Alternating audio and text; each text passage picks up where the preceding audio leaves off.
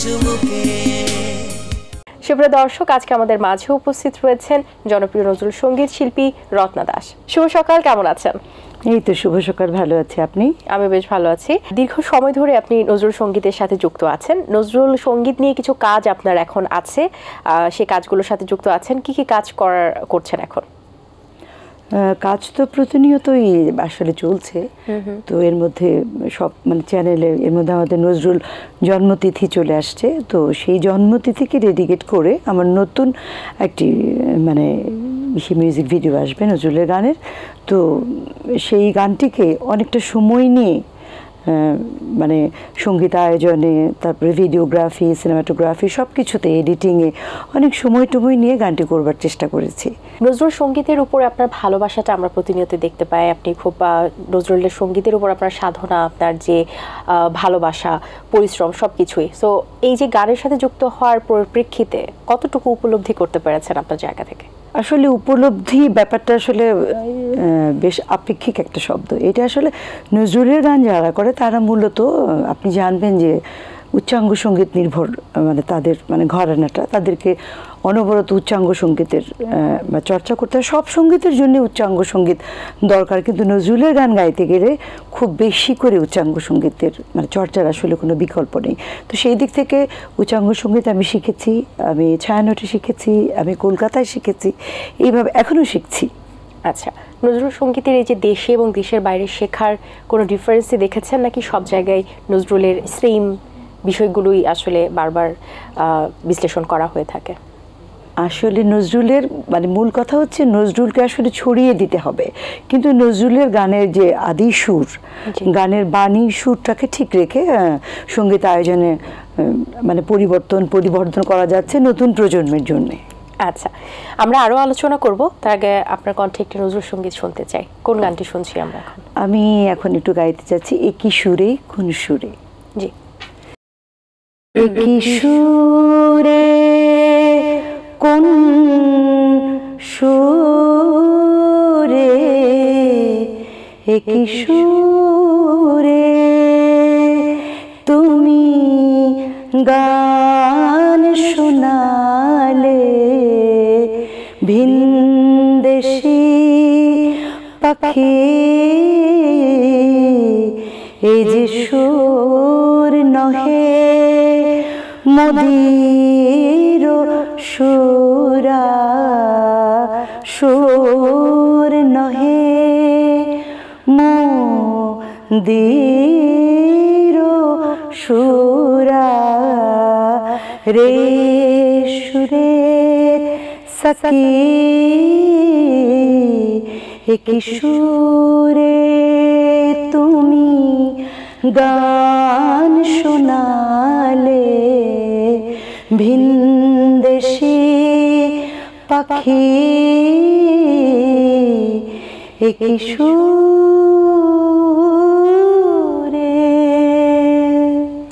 বাহ, চমৎকার, অসংখ্য ধন্যবাদ আপনাকে।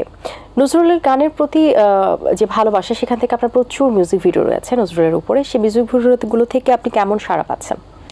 আমার নজরুলের গানের প্রায় আপনার 70-এর মতো মিউজিক ভিডিও এখনো পর্যন্ত করা আছে। তো খুব ভালো সাড়া পাচ্ছি। মানে সবচেয়ে যেটি আমি বলতে চাই সেটি হচ্ছে যে শুধু আমাদের মানে দেশেই নয়, আপনার আমাদের পার্শ্ববর্তী মানে কলকাতা থেকেও অনেক সাড়া পাচ্ছি। আমি আপনার চ্যানেল 1-এ ওখানে প্রোগ্রাম করেছি, তারপরে তারা বাংলায় প্রোগ্রাম করেছি। সবচেয়ে ভালো লাগে কোথায় গিয়ে প্রোগ্রাম করলাম এটা বড় কথা নয়, আসলে সবচেয়ে বড় কথা হচ্ছে যখন কেউ হয়তো আমাকে একটা টেক্সট করছে যে আপনার অমুক গানটা না আমি আমার বাচ্চাকে শিখিয়েছি, তখন না খুব খুব খুব মানে আসলে ভালো লাগে। তখন ভালো লাগাটা মনে হয় যে একটা কিছু অন্তত পক্ষে বোধহয় করতে পেরেছি, এরকম আর কি ব্যাপারটা। আচ্ছা, নতুন প্রজন্মে যারা নজরুল সঙ্গীতের সাথে যুক্ত আছেন তাদের মধ্যে সম্ভাবনা কেমন দেখছেন?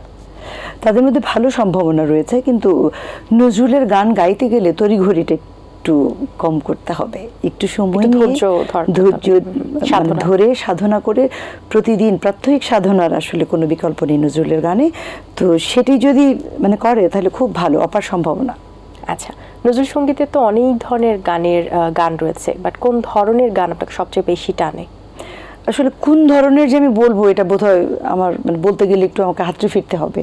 নজরুলের আপনার বিরহ ভালো লাগে, প্রেমিক নজরুলকে ভালো লাগে, দেশাত্মবোধক নজরুলকে ভালো লাগে, তারপরে গণসঙ্গীত দ্রোহের শিল্পী তিনি, সব মিলিয়ে নজরুল আসলে সম্পূর্ণভাবেই আসলে একটা ভালো লাগার ব্যাপার।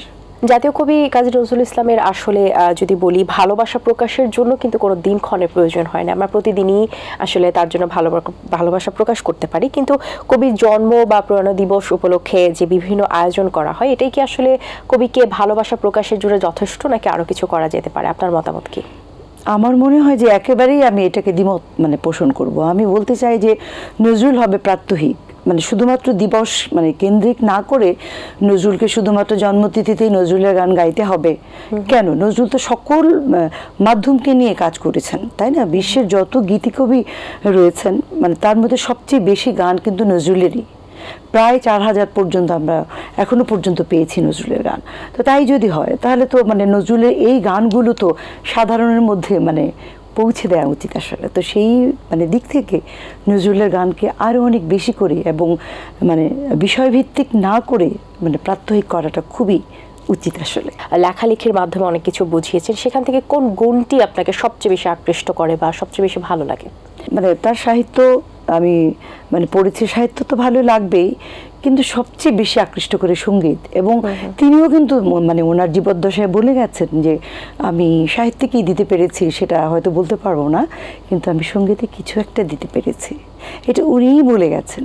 তার মানে এই যে ওনার এত, উনি শ্যামা সঙ্গীত গেয়েছেন, উনি ইসলামিক গান গেয়েছেন, উনি গজল গেয়েছেন, আপনার মানে দিয়ে পথ দিয়ে একটা রাখাল ছেলে মানে চলে যাচ্ছে, তাকে নিয়ে তিনি গান গেয়েছেন, তিনি ধীবরের গান গেয়েছেন। কার গান আসলে তিনি গাননি, তাই না? অতএব তাকে মানে বিশ্লেষণ করতে গেলে আমার মনে হয় যে এটা শেষ হবে না আসলে। আমরা গল্পের আড্ডা অনুষ্ঠানের শেষ পর্যায়ে চলে এসেছি, যাওয়ার আগে আপনার কণ্ঠে একটি গান শুনে তারপর আমরা বিদায় নেব। অরুণ রাঙা গোলাপ কলি,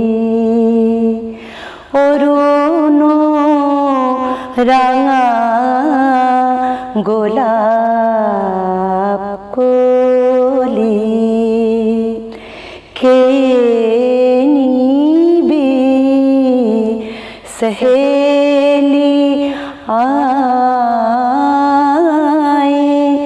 অরুণ রাঙা গোলাপ কলি, ডালির ফুল যে শুকায় যায়, কোথায় লাইলি শিরি, কোথায় কোথায় প্রেমিক বিরহী মজনু, হে ফুল দেব কারে পায়, হে ফুল দেব কারে পায়, অরুণ রাঙা গোলাপ কলি। অসাধারণ, অসংখ্য ধন্যবাদ আপনাকে, খুবই ভালো লেগেছে আপনার গানগুলো। অনেক শুভকামনা রইল আপনার জন্য, ভালো থাকবেন সবসময়। আপনাকেও ধন্যবাদ। ধন্যবাদ এটিএন বাংলার সকল কলাকুশলীদের। দর্শক, আশা করছি আজকের আয়োজন আপনাদের ভালো লেগেছে। আজ এই পর্যন্ত, আপনাদের সঙ্গে দেখা হবে আগামী পর্বের নতুন কারোর সঙ্গে। সেই পর্যন্ত ভালো থাকুন, সুস্থ থাকুন এবং এটিএন বাংলার সাথেই থাকুন। আল্লাহ হাফেজ। দিন আসে দিন যায়, সময়টা চলে যায়, তবু আছি এই বেশ ভালো। জীবনটা রঙময়, যেভাবেই হওয়া চাই, নয় কবু সাদা কালো। এই আশাতে স্বপ্ন ভাসে, সুখ হাসে চোখে মুখে, চায়ের চুমুকে।